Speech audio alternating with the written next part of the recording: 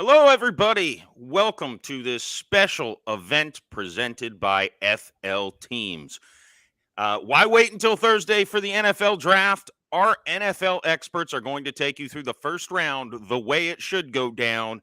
This is FL Teams Presents Mock Draft Mania. We have gathered experts from every team in the first round of this NFL draft, and we're going to run through the draft. This is going to be an exciting and informational broadcast for you here tonight. I'm Jeff Macalino, and with me is Jeremiah Hensley. Jeremiah, you excited? Super excited, man. This is I can't wait to go through this, hear some feedback, learn a little bit about the players, and get an idea about what we can expect on Thursday night. Absolutely. And one note we'll make, we did make a rule for simplicity's sake, no trades in the first round. So keep that in mind as we run through. And hey, why keep you waiting? Let's go to the Jacksonville Jaguars, who have the number one overall pick in the 2022 draft. We're going to send it over to Andrew Eschman of the Jaguar podcast and a frequent guest on FL Teams Live. Andrew, take it away.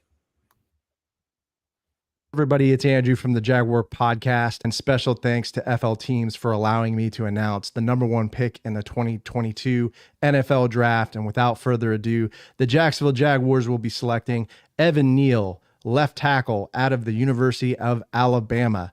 And the reason why I went with this pick is because the Jaguars need a generational left tackle talent to help protect our number one pick from the 2021 draft, Trevor Lawrence.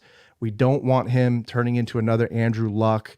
And I think Evan Neal's a guy, a tremendous athlete, a specimen, 6'7", 337 pounds. He has great arm length and wingspan that will help him pass protect against, all-pro defensive ends and defensive linemen. And some of you are probably scratching your head saying, why do this when the Jaguars had franchise tagged Cam Robinson? And to be honest, I think Cam Robinson is a very good left tackle, but he is an insurance policy in my opinion. I think he will be traded likely to a team like Carolina, maybe in exchange for another first round pick. We may have to give away some additional draft capital, maybe a second round pick in 2023, maybe some other picks as well. But I think he's the guy. Some of you may be thinking that, why do this when you have Walker Little, left tackle that you drafted out of Stanford in the 2021 draft? Well, my answer to that is really that Walker Little is fairly inexperienced. He played 3 games last season, did okay, but I think really it would be good for the Jaguars to move him over to the right side, help him maybe potentially win that job with Jawan Taylor, who's been kind of struggling with penalties. So that's really my solution for it. Moving over to the right side is definitely doable. There's been a lot of tackles that have done that. Andrew Whitworth, Tristan Wirfs, Orlando Brown is definitely doable. So that's what I think we should do. And go Jaguars, Duval! All right. Thank you, Andrew. So the big tackle, Evan Neal out of Alabama, going to protect Trevor Lawrence's blind side. What are your thoughts, Jeremiah? Makes a ton of sense. Andrew kind of touched on it with all the other pieces they have on the offensive line. One of the great things about Evan Neal is he played left side, right side, guard. In 3 different years in Alabama, he's played across the entire line. Adding a guy like this, Doug Peterson said it early on, you can't miss when you're drafting one. And so I think this is the safest pick to go with that's going to fit into the future. Got to protect them. Yeah. The best way to protect your major investment is by another major investment to protect his blind side. So Evan Neal first off the board. Now we go to the Detroit Lions with the number 2 overall pick. Kyle King, who is host of the Kyle King Show on Twitch, made this selection. Unfortunately, we had some unfortunate incidents that kept us from getting the video. However, he did let us know with the number 2 pick in the NFL draft, the Lions select defensive end Aiden Hutchinson out of Michigan. Probably would make a lot of Lions fans very happy. He's a 6'7", 260-pound edge defender, 14 sacks last season. Jeremiah, what do you think of this one? I think Dan Campbell throws a party if this happens. If Hutchinson falls to 2, this is a Dan Campbell guy. If you've watched one press conference, you know he's passionate, he's hard-nosed. That's everything that Aiden Hutchinson is. He's a grinder. And I'm sure it doesn't hurt for the ticket sales and everything else to bring in a Wolverine who just gave you some nostalgia. So I think great pick for the Lions. Yeah, edge rushers so important today. Let's move on to the number 3 pick.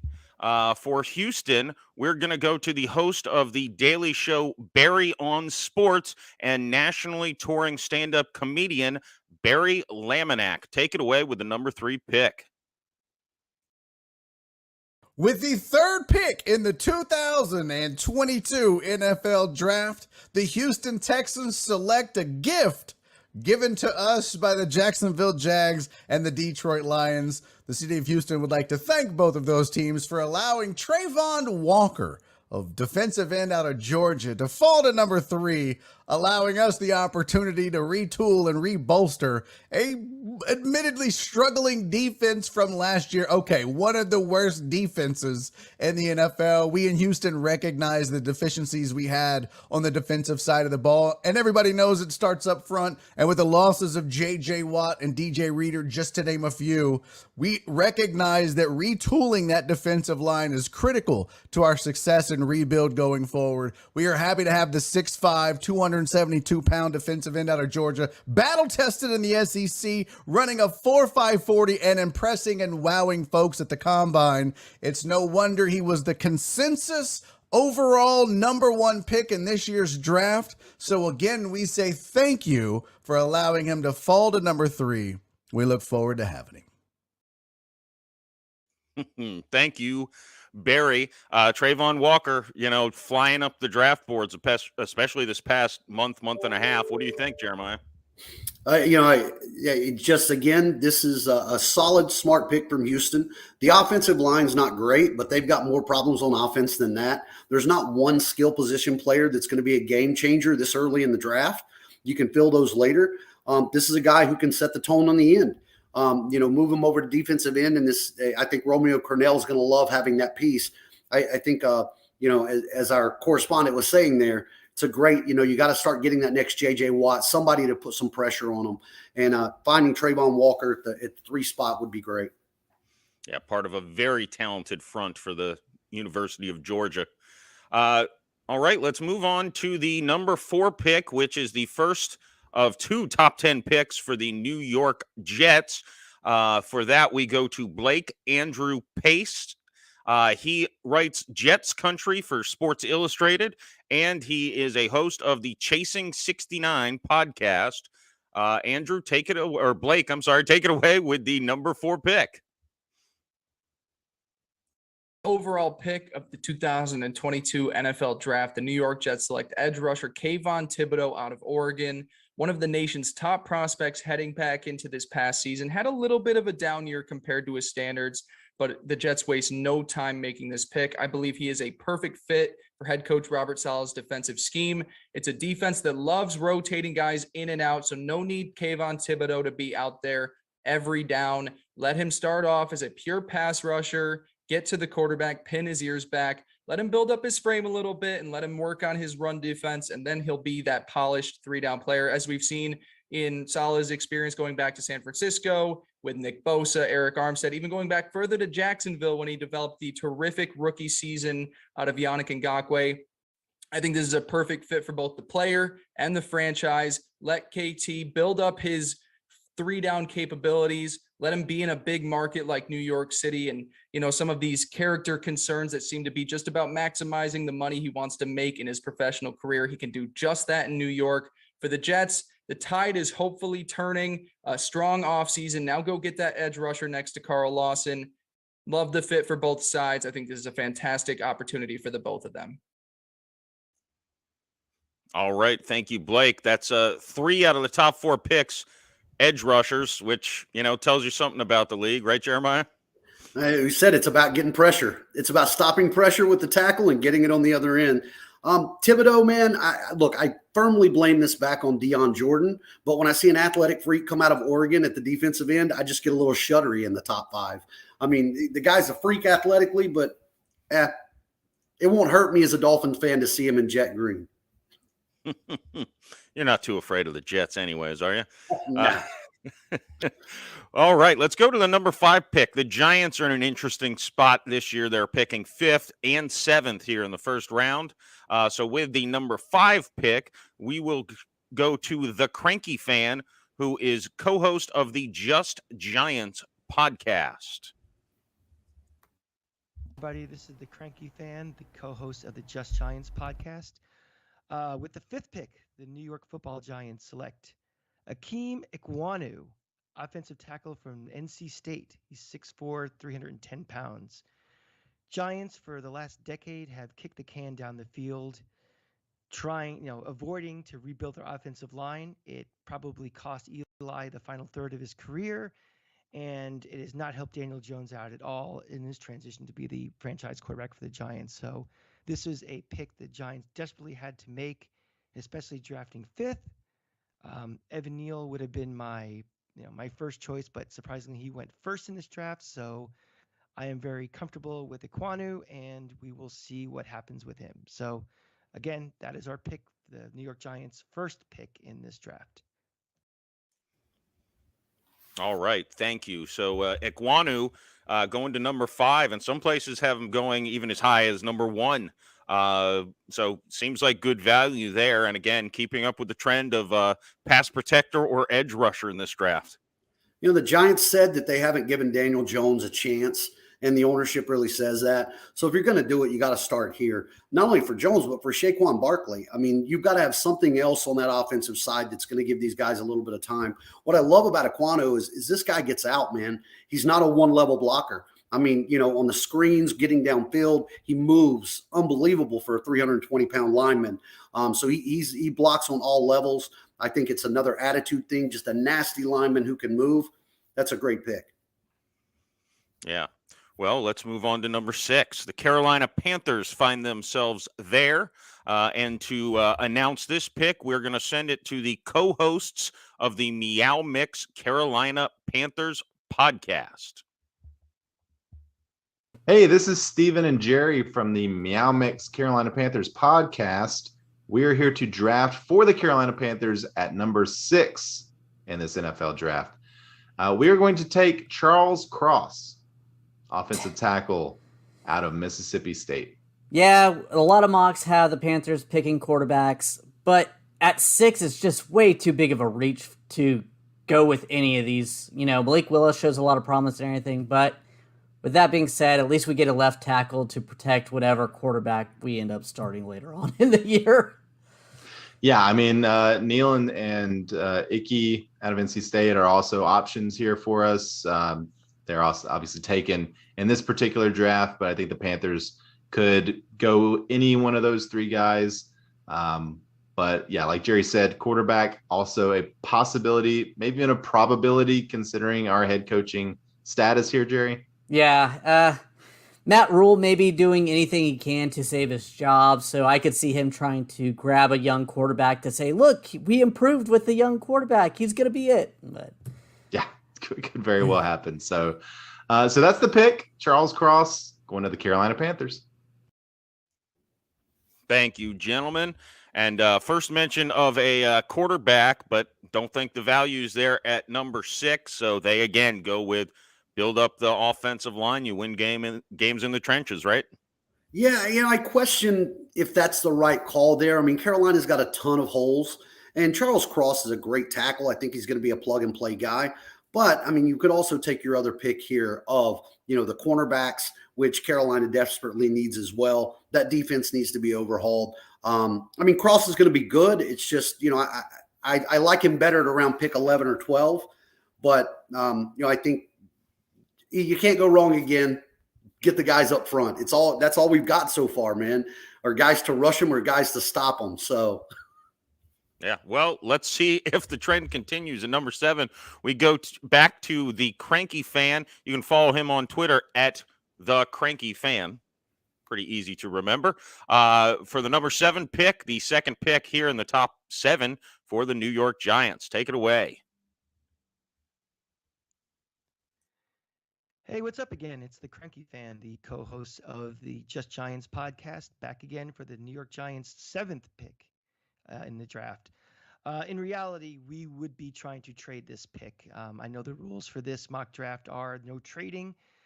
So with that in mind, for this draft, the New York Football Giants will select Jermaine Johnson, defensive end from Eden Prairie High School.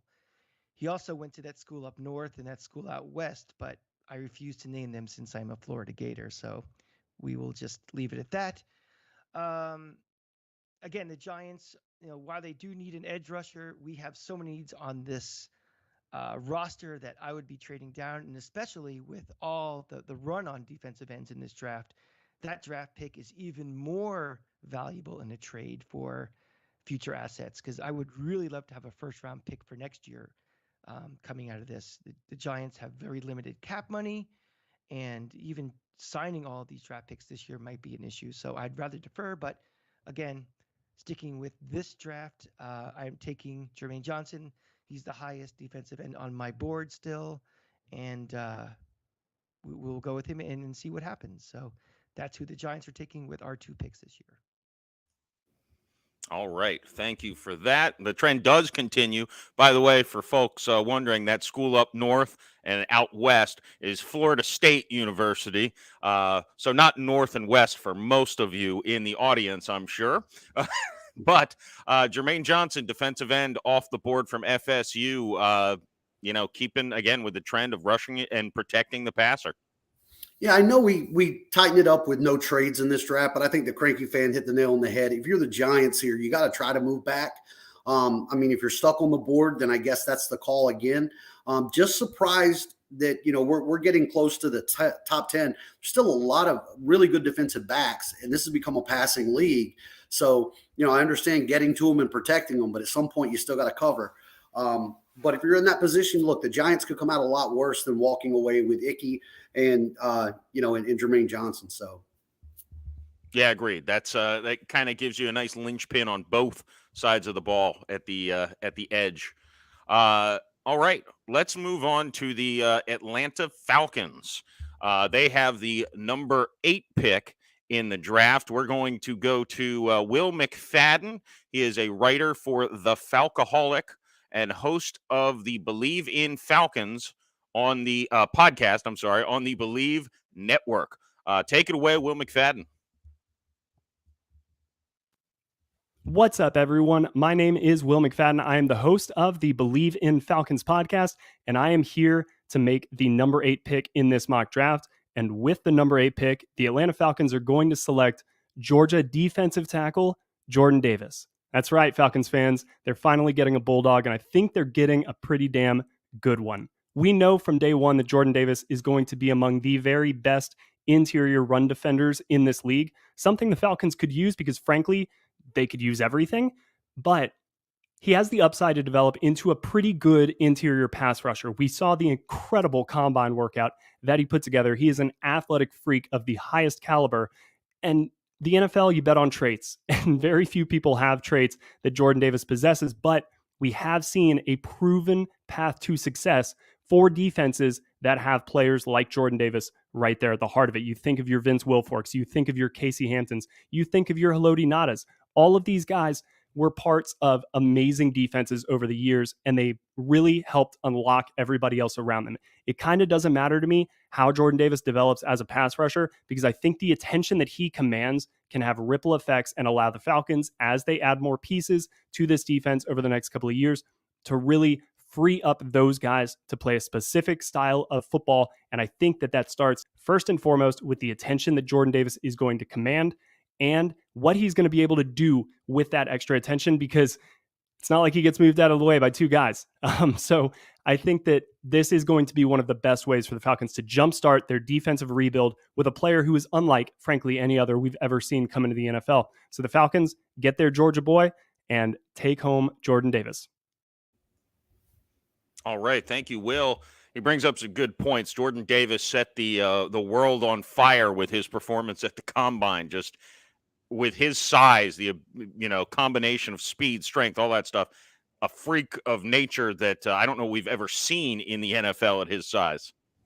Yeah, and continuing the trend too. In Detroit, we take Hutchinson, bringing the Michigan boy home, and in Atlanta, we go grab a Bulldog. Again, just we're tiptoeing closer and closer to the 10 spot with no skill position players.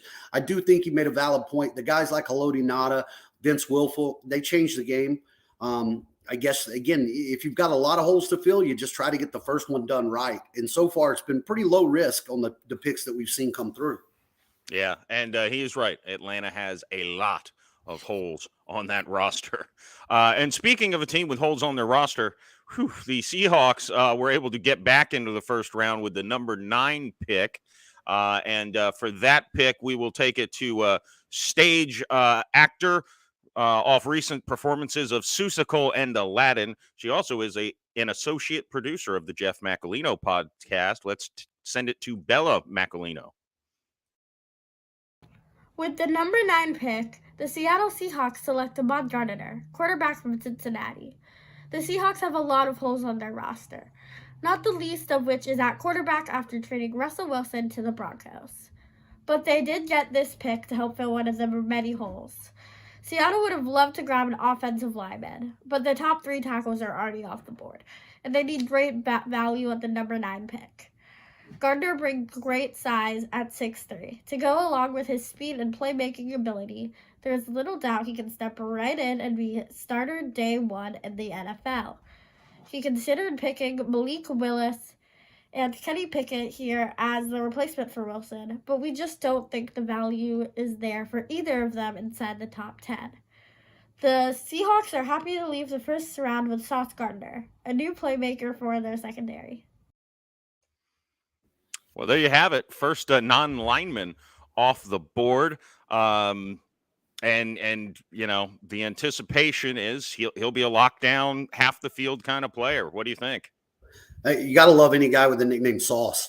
But look, he's going to be an island corner. You can put him on the island. He can lock up man to man. He's the best press cover corner in the draft. And when you can start controlling that, it allows you a lot more flexibility on the defensive side of the ball. I think it's great value to get him this deep too. I'd be surprised if on Thursday we see Gardner still hanging around at 9. Yeah, agreed. Good pick there for Seattle. Now the Jets get their second top 10 pick. They're a team in need of an infusion of talent. So, trying to make the most of their 2 top 10 picks. We send it back to Blake Andrew Pace. You can follow him on Twitter at Blake Andrew Pace. What do we have for the number 10 pick? And the Jets back on the clock with the 10th overall pick, switching things up to the offensive side. After taking edge rusher Kayvon Thibodeau with the 4th overall pick, we are getting one of the class's top wide receivers in USC stud wideout Drake London. London, one of the biggest bodied receivers of this class, is a terrific fit for the Jets offense that really prioritizes wide receivers that can block in the run game.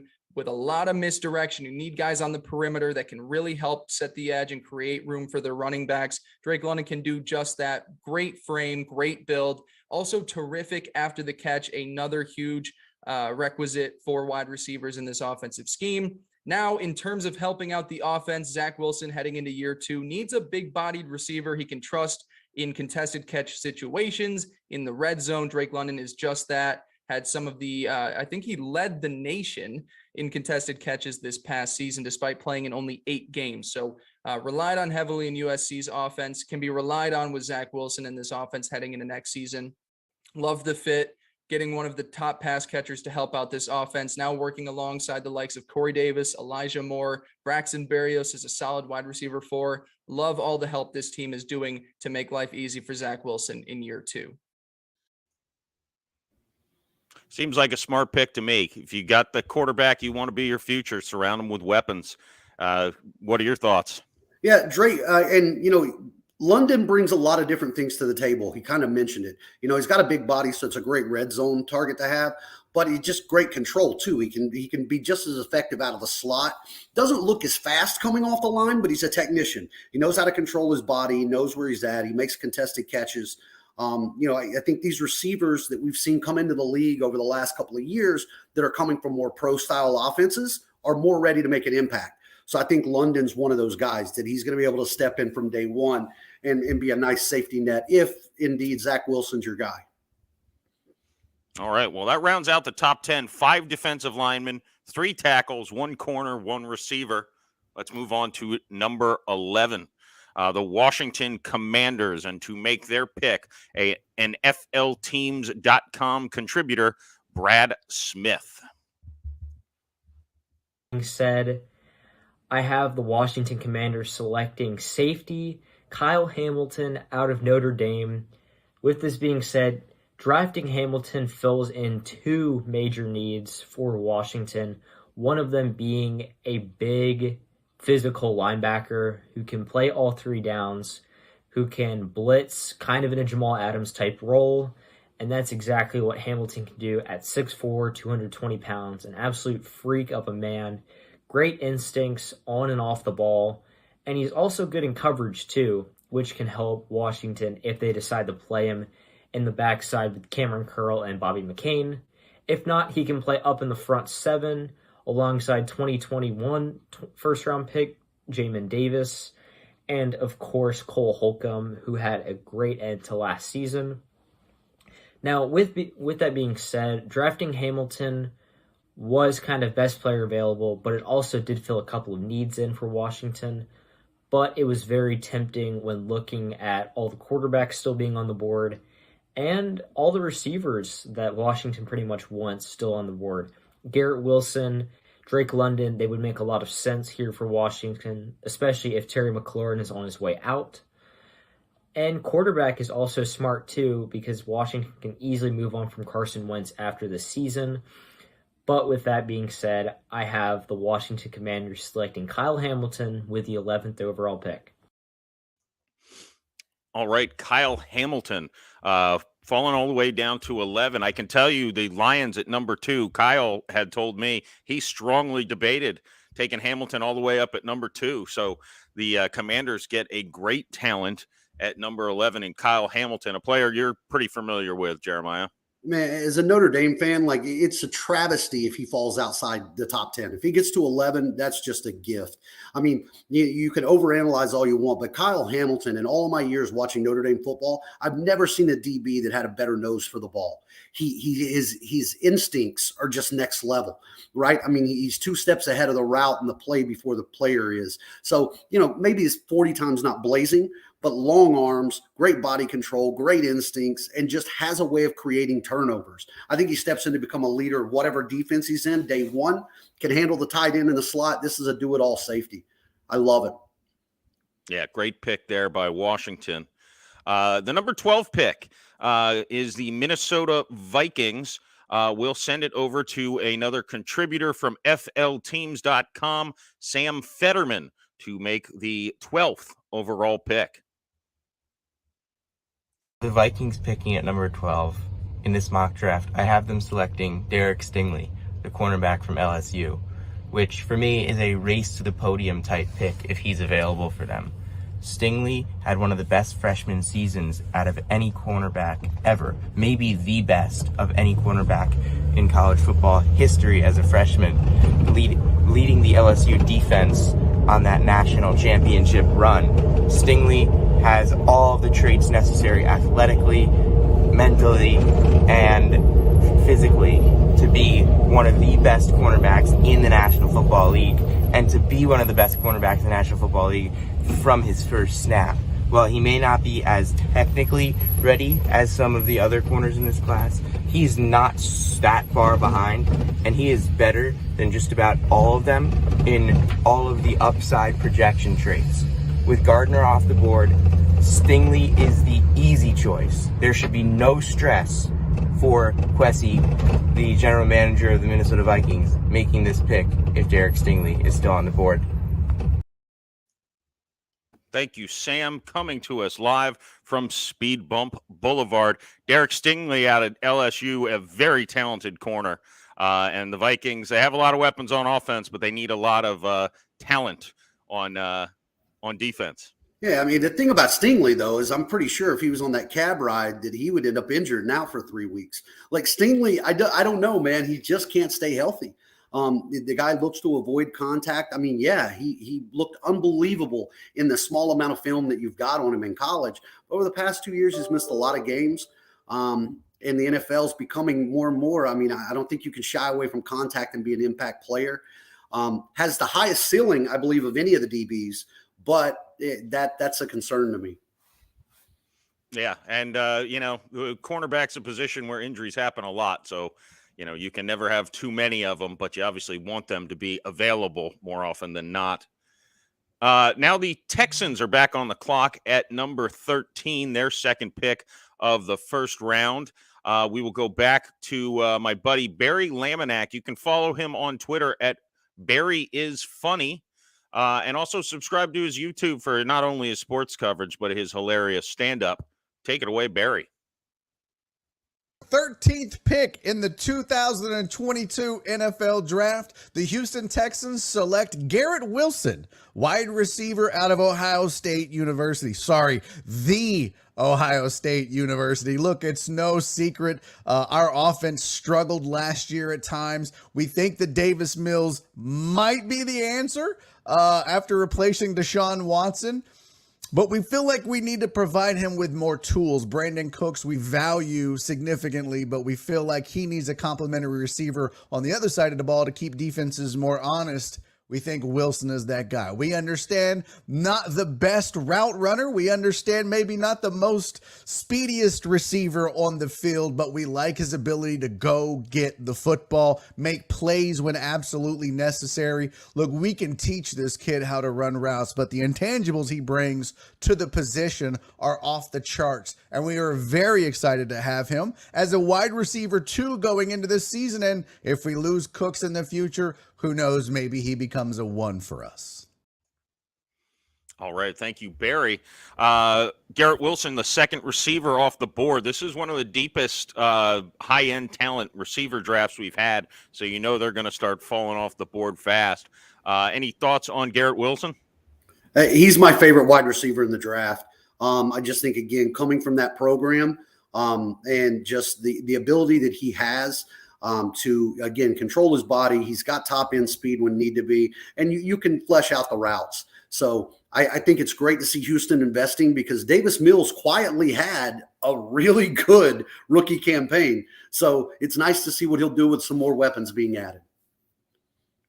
Yeah, that's right. He impressed a lot of people his rookie year. So, they signed Brandon Cooks to an extension and adding a guy like Wilson. They signed Marlon Mack, who Florida fans know from USF. We'll see. Houston building up some weapons there on offense.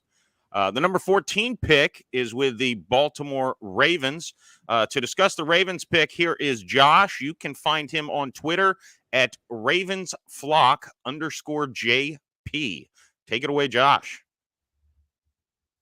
The Baltimore Ravens select Trent McDuffie, cornerback out of Washington University. This selection fills a huge need for this Ravens defense that has seen multiple season-ending injuries the last few seasons, with Marcus Peters tearing his ACL and Marlon Humphrey tearing his pec. In addition to the injuries, Tavon Young left and signed a 1-year deal with the Bears. Jimmy Smith is contemplating retirement, and Chris Westry signed with the Panthers. McDuffie has the flexibility to play inside or outside and give new Ravens defensive coordinator Mike McDonald a young and skilled playmaker in the back end. The Ravens have a few other positions of need, including O-line depth, edge, and interior D-line. The way the board played out, we saw multiple tackles and edges be selected prior to pick 14, which led to the McDuffie selection. General Manager Eric DaCosta has consistently said that he wants to add playmakers to the secondary.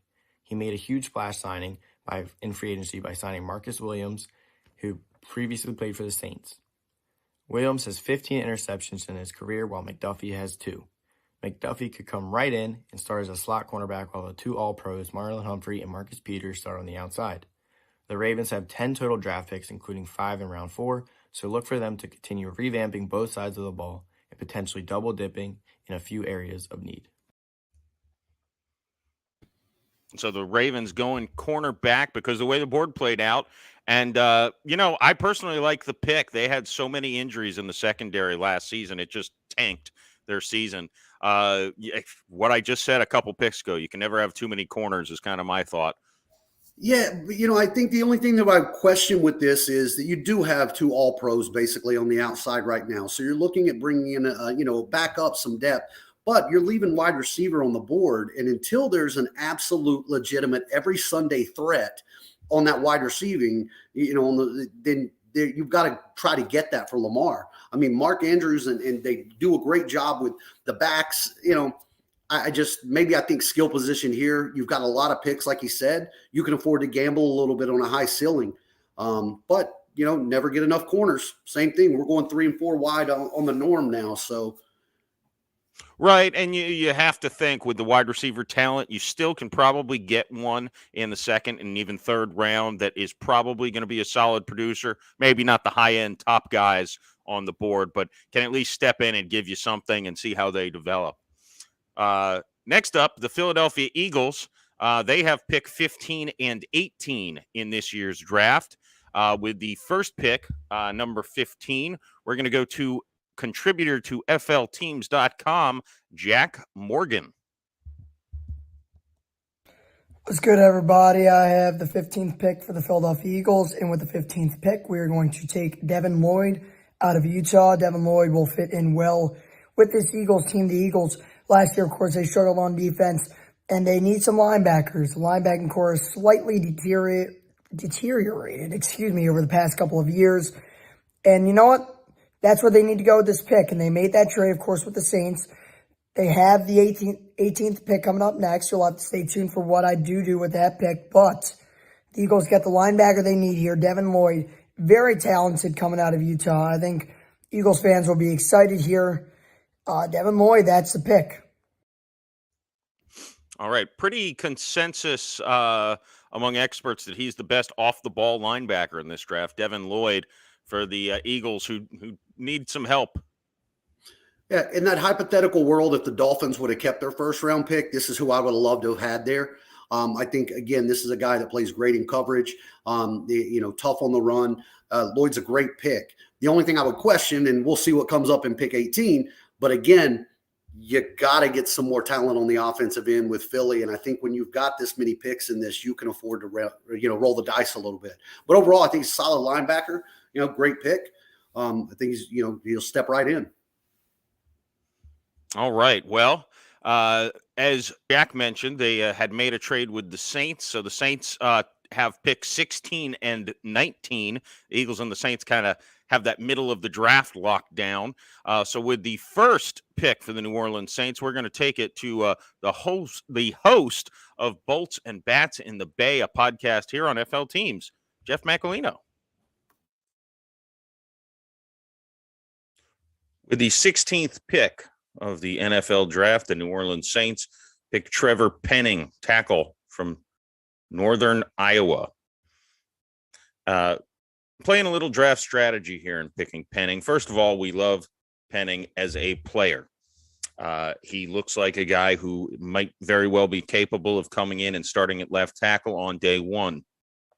Saints do have James Hurst, who's a reliable veteran who will be okay. It would be an adequate left tackle. Trevor Penning, if he's able to start in day one, enables James Hurst to either be a swing sixth lineman or maybe even compete with the right guard, Cesar Ruiz, who has been a bust. He was a first-round pick a couple years ago. Trevor Penning is a giant athlete, 6'7", 325 pounds, ran under a 4.9 40, which is phenomenal at that size. The Saints love athletic linemen who can get down the field and block in the screen game. Trevor Penning fits very well. The Saints, it's well known the Saints need a wide receiver, and I did consider going that route. Part of the strategy here for picking Penning here is the Saints have the number 19 pick. So there are some, high-end rookie wide receivers, in my opinion, still available. I hope the top two don't go in the next couple picks. But either way, this gets the left tackle out of the way, the need for a left tackle out of the way. And frankly, between him and Ryan Ramczyk, you're now looking at superstar potential level bookend tackles on both sides of your lines for years to come. Welcome to New Orleans, Trevor Penning. All right. Well, I couldn't have said it better myself. I love the pick, man. You got to replace Armstead, and I think what it is a nice scheme fit as well. If Penning struggles anywhere, it's probably in straight up pass blocking, but getting out on the swings, getting out to the next level, getting out on the screens, that's somewhere where he provides that second level blocking. So I think that comes in and pays dividends right away to Kamara.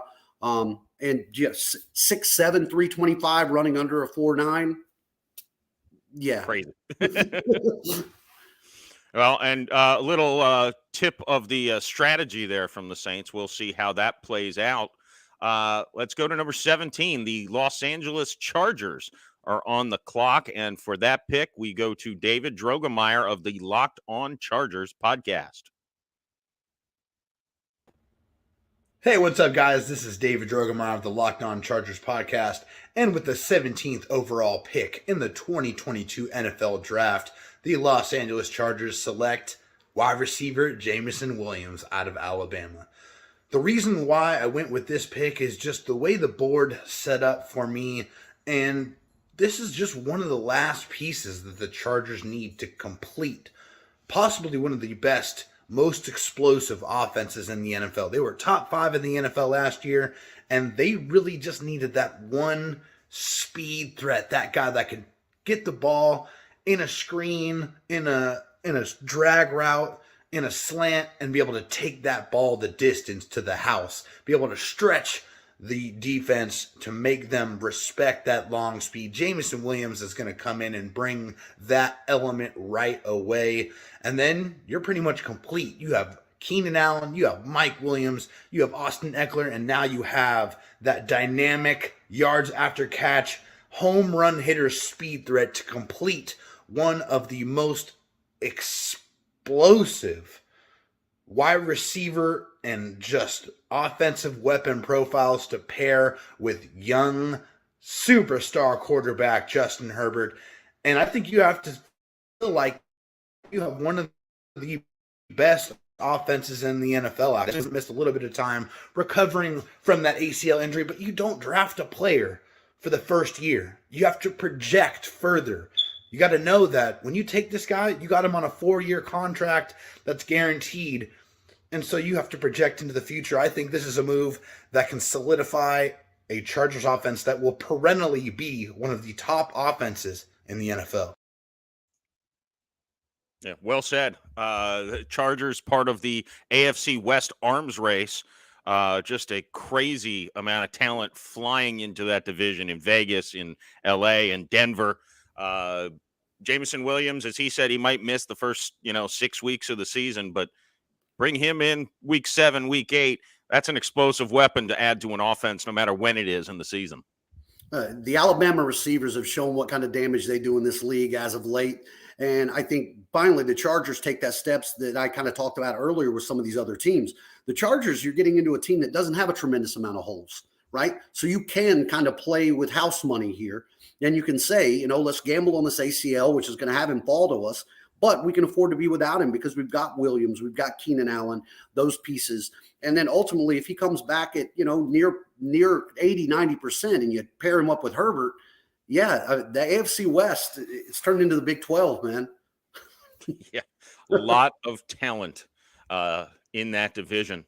Now the Eagles up at 18, their second pick of this middle first round. And we go back to FL Teams contributor Jack Morgan. And with the 18th pick in the 2022 NFL Draft, the Philadelphia Eagles will be selecting Chris Olave. Olave, very talented at Ohio State, had a big-time game in the Rose Bowl game. That was incredible to watch. He's had a lot of big games against marquee opponents, and he should continue to do that in the NFL. He is a talented wide receiver. He can run routes well, has some speed, and he can catch the ball better than really anybody on this team can.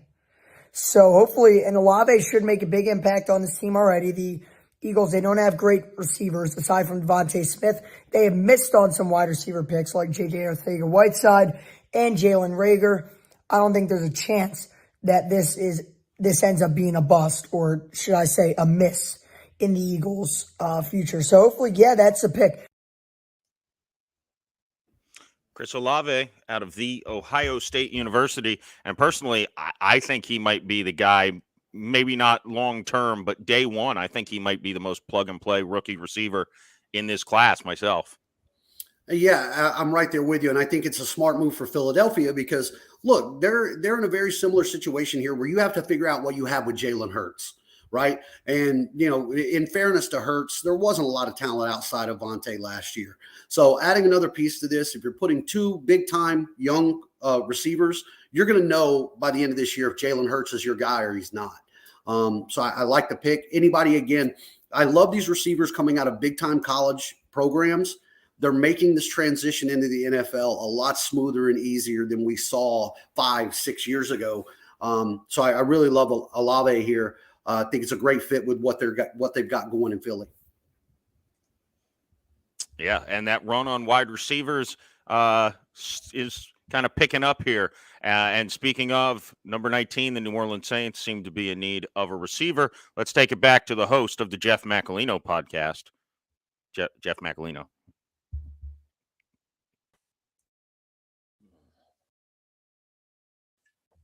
Well, that strategy backfired. I had hoped Jameson Williams or Chris Olave would fall to me at 19, but instead, with the 19th pick in the NFL draft, the Saints are still okay and happy to draft Treylon Burks, wide receiver out of Arkansas.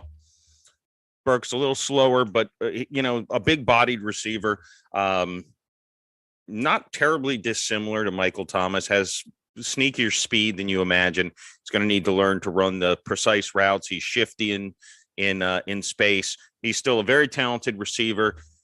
I missed the two guys I wanted by one pick, but you talk about walking out of the draft with a Trevor Penning and Treylon Burks. I think as a Saint, you're happy. You filled a need at wide receiver. You filled a need at left tackle.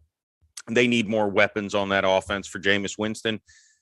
I did briefly consider a quarterback, especially since they're all still available. Malik Willis and Kenny Pickett, both I think have great potential, but I'm on board with Jameis Winston, and I do think the former number one overall pick can turn things around in New Orleans, and I still have faith and confidence in him, but he needs weapons to do it. He's got Alvin Kamara, Michael Thomas, Taysom Hill now kind of as a full-time weapon instead of a quarterback slash type player. It's got Mark Ingram. He still has deep down the field threats. Deontay Hardy, formerly Harris, and Marquez Callaway has shown some down the field ability as well. So Burks can kind of work his way in and start getting targets in week one. This offense has taken a step forward this way, moving in to 2022, and people forget just how good the Saints actually are when Trevor Siemian is not starting and Alvin Kamara is not out injured, and they can field a team that's not ravaged by COVID. So we're happy to walk away here with Burks as the 19th pick. All right. Well, admittedly, the strategy backfired, but a lot of draft rankings do have Treylon Burks not number 5. They have him number 4 over either Olave or Williams. So, adding a weapon and believing in another former number 1 pick out of FSU, Jameis Winston. What are your thoughts? Yeah, I think the only thing that gets me with that is you kind of touched on it, was he's really similar to Michael Thomas. Now, that we've seen some success with that. Tampa comes to mind with like Godwin and Mike Evans, who are both bigger guys. It just, that Williams falling would have been great for the Saints to get that true over the top threat. But again, you're still coming out here with a talented wide receiver, and, putting more weapons out there. And I agree again, though, man, I think you and I have talked about this a bunch, and we've seen this trend through this draft. When do you pull the trigger on the quarterback? They're all still sitting here, and there's nobody that you're really ready to hitch your wagon to. Yeah, it's interesting now. 19 picks in, and still no quarterbacks selected. Um, we'll see how that plays out the rest of the round. But the number 20 pick is the Pittsburgh Steelers, whose longtime quarterback just retired. So to make that selection, we're going to go to contributor to FLTeams.com, Royce, to make the number 20 selection for the Pittsburgh Steelers. With the 20th pick in the 2022 NFL Draft, the Pittsburgh Steelers select Kenny Pickett, quarterback, Pittsburgh. Following the retirement of Ben Roethlisberger and the tragic passing of Dwayne Haskins, there is a hole in the quarterback room to be filled. Currently under contract are Mitch Trubisky and Mason Rudolph, who are not exactly elite talent but can get the job done. This leaves the opportunity for a QB battle in training camp with a chance that the rookie comes out on top. No quarterbacks have gone before Pickett in this draft, leaving Malik Willis, Desmond Ridder, among other QBs on the board. Despite these other QBs being argued as better options, there is not one clear best QB in the draft as players have shifted up and down the draft board. Pickett would be the best option for Pittsburgh because he played at the University of Pittsburgh. The Pitt Panthers play in the same stadium as the Steelers, giving Pickett a feel for the conditions of Heinz Field. Poise and some of his decision-making skills are in concern, but with a veteran coach in Mike Tomlin, Pickett can iron out any wrinkles in his game and transform into a franchise quarterback. All right. Well, speaking into existence, the quarterback off the board, Kenny Pickett, the first one to go out of Pittsburgh, going to Pittsburgh. Look, he is undeniable. He has talent, right? Yeah, I mean, look, another hometown pick. All the guys I know who are Steelers fans would love this because most of them are Pitt fans behind it. I think, he's going to be serviceable. I think, at least in what I've seen of the quarterbacks, he's probably the one that I would have the least amount of concerns transitioning right away. Right. I mean, if you're planning on getting Pittsburgh and you want him to compete this year, then Pickett's your guy. If not, then I think if you're planning year 2 or year 3, you got to start looking at Malik Willis and some of these other guys. But Pickett's safe. It's a hometown. Pittsburgh loves their Steelers. They love their Panthers. You know what? Marriage made in heaven. This is the get right from the Marino day. You're right. Yeah, they're still upset about that. All right. Well, let's take it to the New England Patriots, who found their way back into the playoffs last season, although they probably don't want to be reminded about that.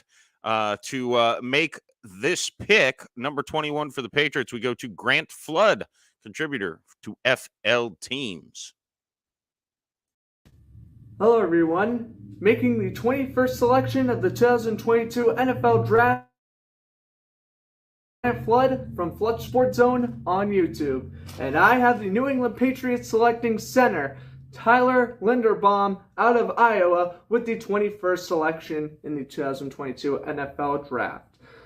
Linderbaum was ranked as the 4th best offensive lineman in the draft class on both DraftBuzz.com and CBS Sports. He won the Remington Trophy and was named a unanimous All-American in 2021, only allowing 1 sack, 2 QB hits, and 6 QB hurries on 908 total snaps. Linderbaum could fit on the Patriots scheme, whether that is sitting behind David Andrews for year 1 or a potential transition to right guard as Shaq Mason was traded to the Buccaneers earlier this offseason. Also, I do think the Patriots' biggest need on the offense right now is offensive line, so expect them to take a tackle or guard later on in the draft. As for Linderbaum, he's standing at 6'3", 290 pounds, was a multi-sport athlete in high school, as well as playing football. He also played baseball and was a wrestler.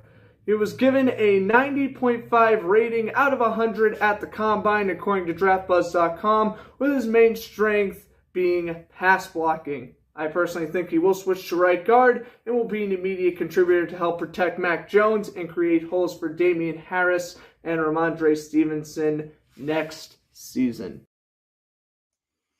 All right, the Patriots, sticking in the trenches as well. I love interior linemen from Iowa. Right. Again, you can't go wrong getting somebody that was, a 4-year starter at a Big Ten school, hard-nosed football. I question if that's really the best route to go here. There's still a lot of defensive talent on the board, and New England's got some holes they need to get filled there as well. As you mentioned, you got David Andrews in at center right now. But, overall, it seems like he's a versatile kid, big, and can, you're going to be able to count on this guy to play fundamental football, which is what the Patriots do. Right. You can't question the coaching in New England. All right, so for the Green Bay Packers, they are on the clock at the number 22 pick that they obtained from the Raiders. For the Green Bay Packers selections, we go to the co-hosts of the Lombardi Legends podcast, Andrew Wagner and Dane Varese. And with the 24th pick in the NFL draft, the Green Bay Packers select David Ojabo, defensive end, Michigan.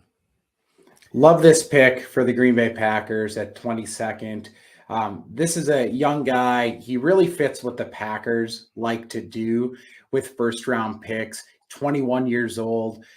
4 of the last 5 picks from the Packers general manager, they've had a guy at 21 or younger. So they go really young historically with their first-round picks. Gives the Packers an opportunity to have a guy really grow into the position. And the fact that he's able to slide this far to 22, I think is in no large part due to the injury that he sustained in college.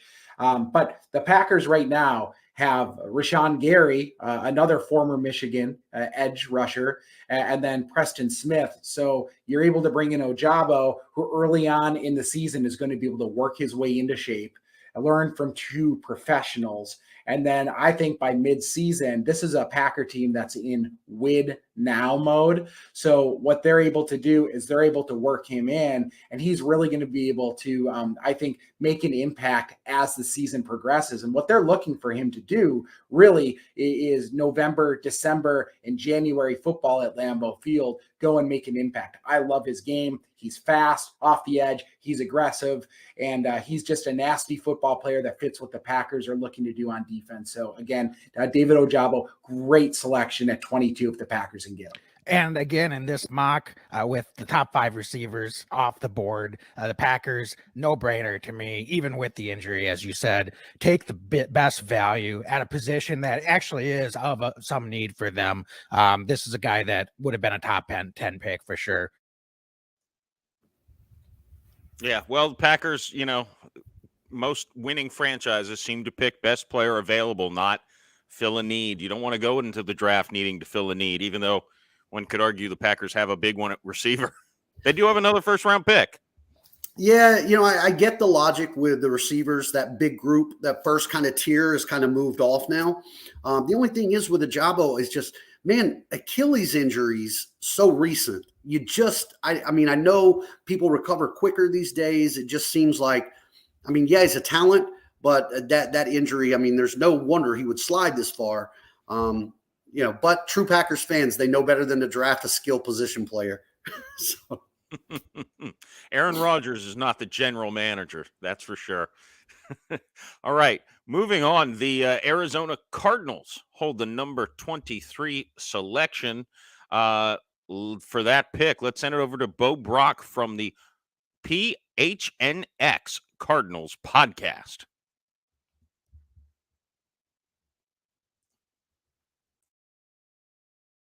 What's going on? It's Bo Brock from the PHNX Cardinals podcast, and the Arizona Cardinals 23rd overall in the 2022 NFL draft. They're going to select the edge out of Purdue, George Karlaftis, to help out with their needs at pass rush after Chandler Jones exited via free agency, mega $1 million deal with the Las Vegas Raiders. The Cardinals looking for somebody to get after the quarterback with J.J. Watt, with Marcus Golden. They want to add Karlaftis, the huge prospect, the Greek Freak 2.0 from the Boilermakers. Not super productive in college in the Big Ten, just 4.5 sacks in his final season, but just a combine freak. The guy's got speed, he's got strength, but he's certainly going to be a project. And if he can become a rotational pass rusher to supplement getting after the quarterback for the Arizona Cardinals in a very tough NFC West, of course, they've got the Super Bowl champion Los Angeles Rams. Arizona Cardinals, I think, would look pretty good. Also looked at the wide receiver position for the Cardinals, but it was picked clean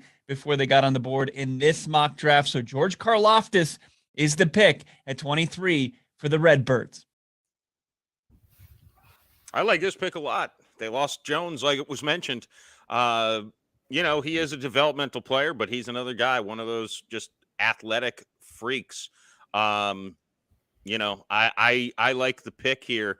And again, he mentioned they would have loved to get a receiver, but you kind of BPA is the way to go if you don't have a guy you like on the board there. Yeah, and again, he was a combine freak. Really is, a physical specimen. I just question, with JJ Watt, how much do you really need that? There's a couple of good corners that are still out there that could come in and make some plays. I know again our skill positions haven't gone so far, but I think at some point you've got to start wondering what you're doing at running back for the long-term answer in Arizona as well. Maybe at 23 it's too early, but a solid pick. Yeah, and to that point, no running backs taken or tight ends taken at this point in the draft. So we'll see how that plays out in the back stretch here. Our next pick is number 24 with the Dallas Cowboys. Jerry Jones' firewall blocked the video from getting through to us, but we have been informed the Cowboys selection with the 24th pick in the draft is Kenyon Green, guard out of Texas A&M. And Jeremiah, he's an interesting player. 2021, he started 12 games. 7 of them were at left guard, 2 at right tackle, 2 at right guard, 1 at left tackle. So all across the line, the consensus is that he is a guard at the NFL level. He's better at run blocking. A lot of scouts think he'll be better at pass protection on the inside at guard. A lot of his pass protection issues that maybe show a little bit on the film at tackle don't affect you as much at guard, where you have guys, on either side of you. So the Cowboys bulking up in the offensive line seems like that's a thing they do whenever they want to get good. And it works. I mean, it's proven. They lost a couple of picks coming off, or starters from last year from that line. And it's funny, you start seeing guys like Green that are kind of becoming that utility lineman, kind of like the utility infielder in baseball, right? You can plug them in. With the injuries and the ways it is in the NFL, to have a guy who has experience playing across all the line, if you're not counting on him to be your stud day one, it's awesome to have that depth and to have that guy on the roster. Yeah, nobody gets through the entire season with the entire offensive line healthy for all now 17 games. So yeah, I like the pick here for Dallas. All right, now on to pick number 25, the Buffalo Bills. So close yet so far the last couple seasons. For the Buffalo Bills, we go to a guy who has actually picked straight up NFL games better than any NFL TV analyst on pregame shows in each of the last 2 seasons. He's also never not won a fantasy football championship of a team he has run, and he's only 9 years old. Take it away with the number 25 pick, James McElino. With the 25th pick, the Buffalo Bills select cornerback Andrew Booth Jr. from Clemson. The Bills need a cornerback across the field from Tre'Davious White. White is one of the best corners in the league, but the Bills need an upgrade at outside corner on the other side of the field. Booth is a physical corner and run defense that has top marks in this draft class for his toughness and ball skills and pass coverage. The Bills remain a Super Bowl contender, and with the addition of Von Miller as a pass rusher and Booth providing an upgrade in pass coverage, the Bills will hope to take another step forward on defense. I considered guard Zion Johnson with this pick, as the Bills do need to improve their run blocking, Buffalo can try to address that position in later rounds. The Bills hope that their improvement on defense, along with Josh Allen leading the offense, will get them over the hump and into the Super Bowl for the first time since way before I was born. It's been a bit for Buffalo. Look, maybe I'm a little poisoned from the way they blew the playoff game against the Chiefs, but yeah, I sure think you got to stick. I do agree they need to improve their run blocking a little bit up front, and maybe add a running back as well. But yeah, Andrew Booth, a real physical corner out of Clemson. I like the pick. Yeah, I like it a lot, and I think what's showing is the rich get richer as we get toward the last part of this first round. This group of draftees coming in is so diverse, and there's so many different tiers and levels that you're going to get people who can get a very qualified starter and an impact player, at the end of round one. I think he steps in and makes the Bills better right away. Put him on the other side of White, and that becomes a scary duo. Von Miller getting added to it, and now Buffalo plays defense. That's scary. Yeah. They're outside of the AFC West. They're probably the scariest team, in my humble opinion, in that conference, or maybe in the whole NFL. Another team that probably would argue they should be in that conversation, the Tennessee Titans. They are up at number 26 on the board. To make that selection is a contributor to FL Teams, our buddy EJ Farbman. What's up, guys? EJ here. You can find me on Twitter at EJ Farbman and Instagram at EJ_fit20. With the 26th pick in the 2022 NFL Draft, I have the Tennessee Titans selecting George Pickens, wide receiver out of Georgia. And I know what probably a lot of people are thinking, he's not the speed threat that the Titans may need with A.J. Brown outside, Robert Woods underneath. But this guy offers enormous playmaking ability. He was an SEC All-American freshman at the University of Georgia, 49 receptions, 727 yards, 14.8 yards of reception as a freshman, and led the team with 8 receiving touchdowns. Unfortunately, he missed some time his junior year with a torn ACL during the spring game. But the resilience in this kid to be able to bounce back from that and end the season on the field during some of the most important games is everything that we're looking for. Some of the strengths that he adds, he's got quick stop and turn and drive routes. The dude has insane hands, insane catch radius, 6'3", 205 pounds-ish. And he's got a vice grip. When he goes up to get the football, you're not going to rip it away from him. You're not going to out-battle him for 50-50 balls. And he plays with an absolute appetite for the end zone. You can't keep this guy out of it. It's an all-you-can-eat buffet for him. So hopefully Tennessee can grab him, and he can be a day one contributor. Thank you. All right, thank you, EJ. George Pickens kind of near the top of that next tier of wide receivers, and, I can't disagree with EJ on that, too. They need another weapon in the receiving game. Julio Jones was obviously just didn't work out for them last year. Yeah, I don't, they got to add something over there. The couple other receivers are maybe interchangeable there. I don't know that I like Pickens' skill set to match up with what you have with A.J. Brown. Also, they could use a tight end. The way that they want to pull together here and run the ball, to have a pass-catching tight end, could add another little aspect of what they're doing. And then outside thought on this is, there's some project quarterbacks here at 26. How married to Tannehill are you? Is this a spot where maybe you do roll the dice a little bit and put some pressure in there? That's a mistake Miami made with Tannehill for the longest time. We never pressed him. We never had him compete. But yeah, it's got to be on the offensive side of the ball 100. Yeah, agreed. And that's Malik Willis would have been an interesting thought there too, behind Tannehill and make a decision after the season maybe. The Tampa Bay Buccaneers, whose biggest draft pick is Tom Brady unretiring, but they still get the 27th pick in the NFL draft. To make that selection, we are going to go to founder, owner, creator, and president and king of FL teams. Isaac Edelman will present us the Bucks pick. 7th pick in the NFL draft, the Tampa Bay Buccaneers are going to supply the GOAT, the veteran, the quarterback, Tom Brady, with some terrific protection.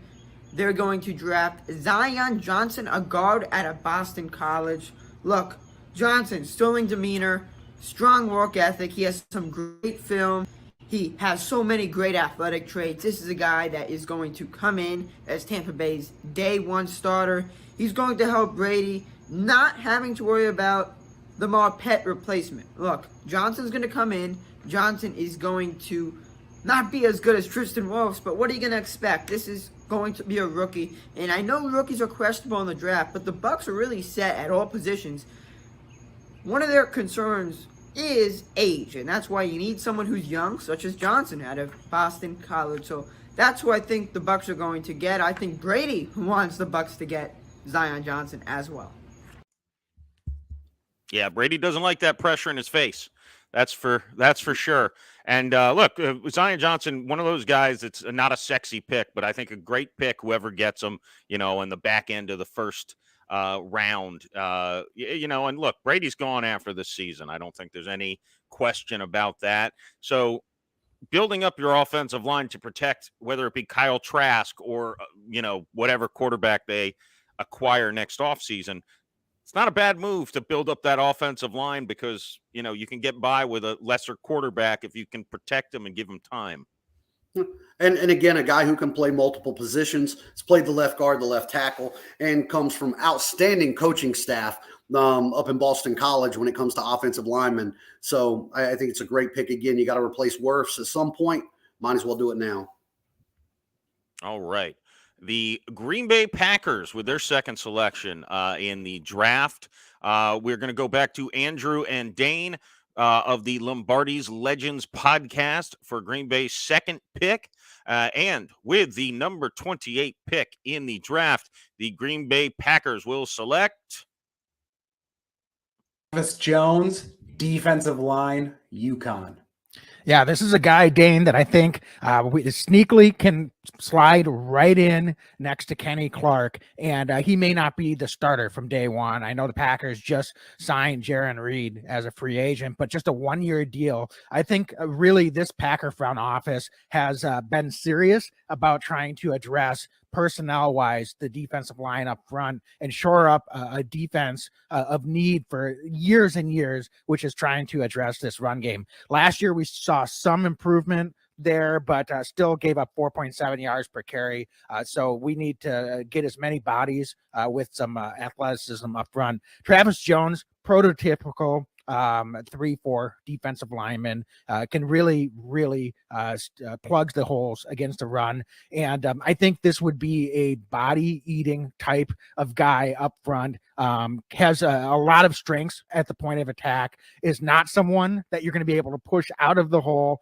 You're going to need two guys to use on Travis Jones. And I think sneakily athletic, is not going to necessarily get a lot of push as a pass rusher, but can definitely provide a lot of attention on multiple downs. So Travis Jones, I like his tape, and I really like this pick for the Packers.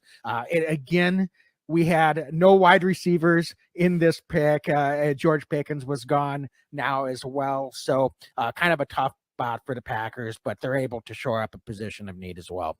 Yeah, and absolutely, Wags. And I'll tell you what, he is just a guy that's going to give interior offensive linemen fit at the next level. Kenny Clark will be able to roam free with somebody like Travis Jones. There's only so many offensive linemen to go around. I don't know how you were able to cover up both of them. So Travis Jones at that 28 slot makes a ton of sense for the Packers.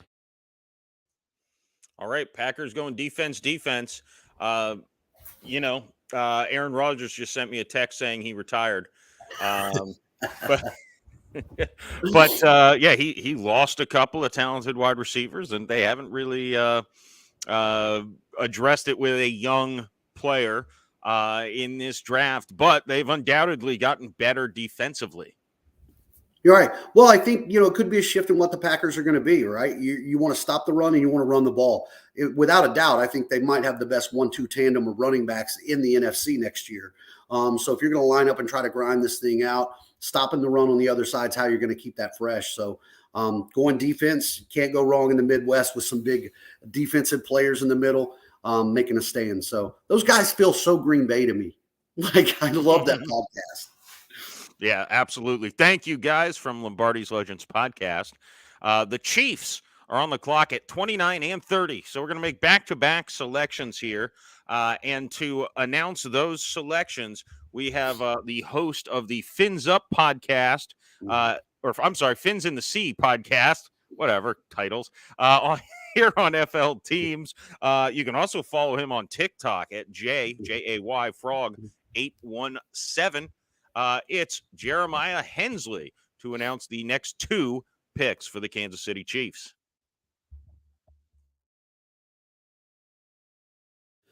Since the Kansas City Chiefs were so nice as to make a deal with my Miami Dolphins, bringing over the cheetah, Tyreek Hill, I figured the least I could do is step in and pinch hit for them in the 2022 NFL Draft.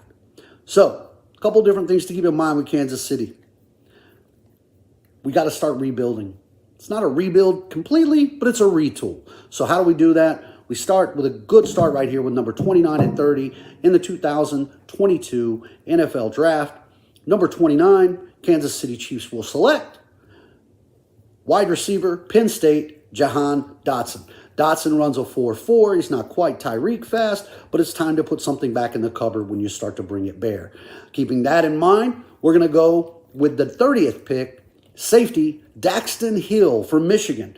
Daxton is not quite the honey badger, but he plays a lot of the same roles. Can step in from day one at a corner, playing in the nickel slot, can get back as a safety. Another versatile guy who's going to come in. So with picks 29 and 30, Kansas City's looking to replenish what they lost coming through. Number 29, Jahan Dotson, wide receiver, Penn State. And in the 30th spot, safety, Daxton Hill, Michigan. All right. Well, I'm going to take a wild guess and say you like those picks, and I do too. I mean, the Chiefs. Again, we talked about the other three teams and their arms race to catch them. Potentially on paper, they may have. So these are two picks. Yeah, I think wide receiver, they do need to add a weapon, and I do like Dotson, especially this part of the first round. Daxton Hill, we'll see what he can do on defense, but they do have, again, holes to fill. Dotson, for me, I was surprised being here this deep with some of the teams passing. I just think, he brings different facets to the game. The 4.4 is one thing. He's really sudden when he runs, too. It's not just fast. He's quick and he runs tight routes, can return punts. So I think he's just a guy who can make an impact right away. You're not going to lean on him heavy, but he can be involved. And then Daxton Hill, man, maybe I'm falling in love with our boy Javon Holland down in Miami, but I like those do-anything safeties that can kind of be all over the place. Yeah, well, the Chiefs were knocking on the doorstep, but we'll see how they compete with a much more difficult division in 2022. The Cincinnati Bengals, the AFC champion Cincinnati Bengals, are on the clock with our second to last pick here in the first round, the number 31 pick.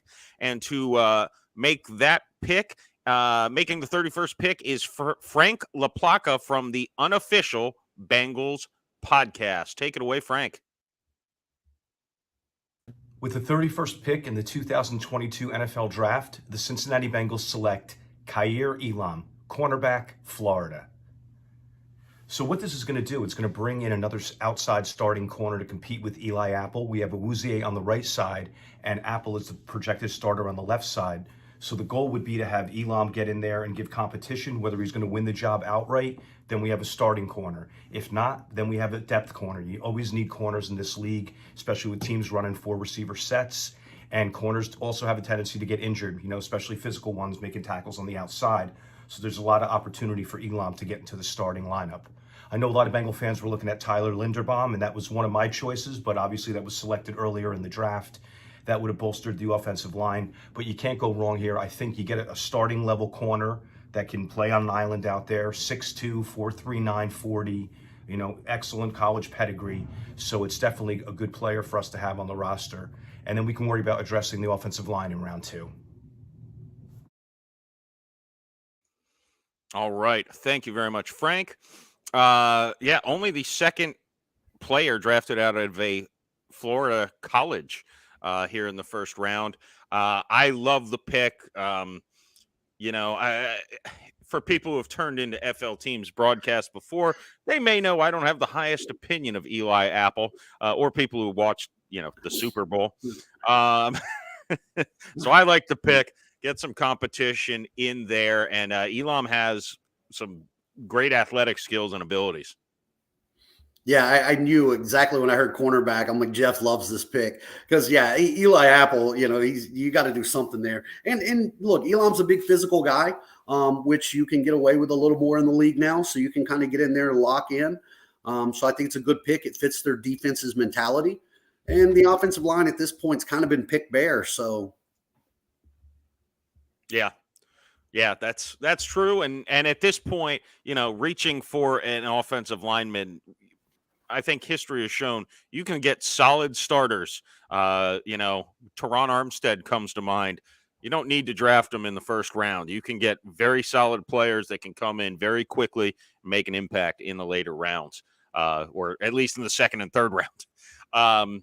All right, we are on our last pick here of the first draft. Thank you so much for all of you who have joined us here on this special FL Teams event. If you missed it live, it'll still be up here. Catch it before Thursday so you can see how the draft should have gone down.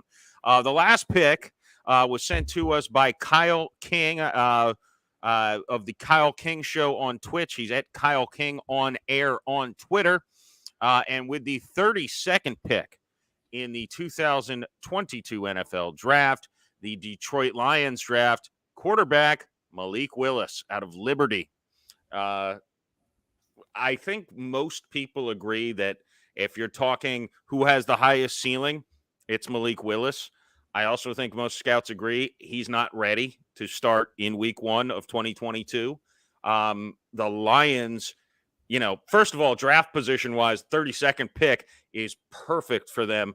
It's not much of a gamble. They have another pick in a couple, very shortly. Drafting a guy in the first round gives you that 5th-year option on their contract that you don't get with a second-round pick. Kind of another bonus to the number 32 pick as opposed to the number 33 pick. But, look, let Jared Goff start 2022. If he shows out, I'm not a big fan of giving up on number 1 overall picks that easily. If he shows out, Malik Willis isn't going to lose his trade value sitting on the bench behind a veteran quarterback for a season. You could trade him next year for probably a late first-round pick if you decide Jared Goff is your guy. I think this is a no-risk, kind of win-win scenario here for the Lions. Yeah, I think it's a great way to wrap up the first round. And if it falls this way for the Lions, I think it's perfect. Now this is really kind of a throwaway. You've got another pick and a couple of picks coming down. This is the exact time that you can gamble. You can shoot for the stars on this one. And if Malik Willis turns out to be who we think he could be, then you've got your quarterback of the future, and he's going to be a dual threat, and he's going to give the NFC North just trouble for the next 10 years. And if not, what did you really lose here? You have an extra year tacked onto it. So I think it's a great way to wrap that up and take a chance. Dan Campbell would love it coming out of this draft with those two guys. You get Hutchinson and then Willis behind, it's unbelievable. Yeah, absolutely. You can't be upset getting a potential franchise quarterback and a guy who kind of seems like there's no way he's going to be a bust in Aiden Hutchinson. So got to be happy Detroit walking out with Hutchinson and Willis. That'll do it. That's our first round. I thank all of you who viewed FL Teams, our special mock draft mania. Share this with your sports friends. Let us know how we did. Big shout out to all of the contributors. There were so many parts that went into making this, and we are so thankful for everyone taking their time to go through the draft, make their picks, make their videos, and send them in. Great shout out to all of you. We'll tag you all on Twitter, of course, and follow all these folks. big thank you to our fearless leader behind the scenes, having the hardest job of all, Isaac Edelman, running this whole ship. And Jeremiah, thanks for covering the 2022 NFL Draft with me. Can't wait, man. And then tomorrow night, of course, we will be back with FL Teams Live to do a draft breakdown. So we'll be breaking down this mock draft, going back over it. Hopefully have Andrew on with us as well to kind of go through this. It's a great first round. It's, I think this is not a sexy first round by any means, right? In the years that we've seen splash players and things like that, this is solid grind. They could go either way. And I'm sure we'll touch on it tomorrow. But again, no running back, no tight end. Running backs we're used to seeing not go in the first round. They become interchangeable later. But it seemed like tight end the last couple of years had started climbing that board, and we go through the entire first round without either one of those. So it kind of speaks to where the depth is. Yeah, no one jumped out at tight end this year like a guy like Kyle Pitts did last year, especially. Interesting to see, and we'll break that all down a little more tomorrow. No running backs, no tight ends, only 2 quarterbacks. A lot of tackles, a lot of ends up front, edge rushers in the beginning. Not really that many on the back end of the draft, and a whole 7 receivers taken in the first round of this draft. A lot of talent there. Thanks again for watching us. We are very appreciative, and we'll sign off for Isaac Edelman, Jeremiah Hensley. I'm Jeff McElino. Thank you for staying tuned to FL Teams.